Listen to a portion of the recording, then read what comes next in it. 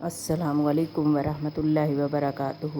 کسی بھی وقت تنہائی میں 2 نفل حاجت پڑھیں اور 2 نفل پڑھ کر سورۃ فاتحہ کے بعد ربنا آتنا فی الدنیا حسنۃ وفی الآخرۃ حسنۃ وقنا عذاب النار۔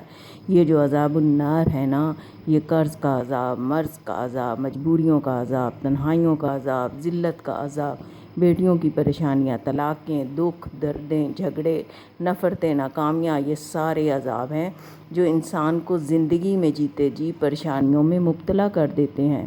ایک بندے نے کہا کہ میں نے عزم کیا ہے دنیا بھی بہترین لینی ہے اور آخرت بھی۔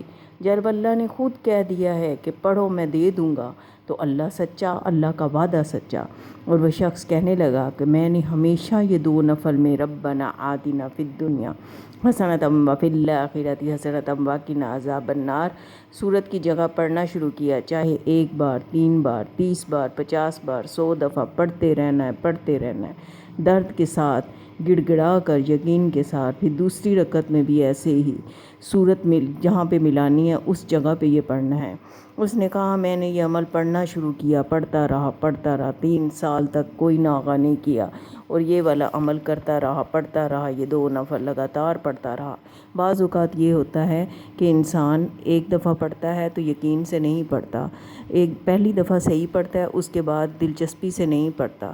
تو میں نے ہر دفعہ ایسے ہی پڑھا ہے کہ جیسے میں پہلی دفعہ پڑھ رہا ہوں، تو اللہ تعالیٰ نے کچھ دنوں کے بعد ہی میرے حالات ایسے سنوار دیے۔ 3 سال میں نے ناغہ نہیں کیا، توجہ سے، دھیان سے یہ نفل پڑھتا رہا۔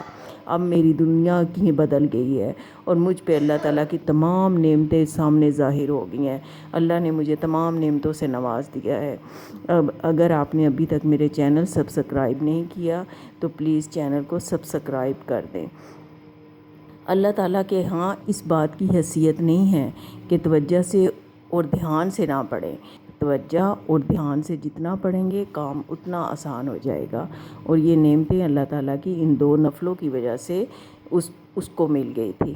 السلام علیکم ورحمۃ اللہ وبرکاتہ۔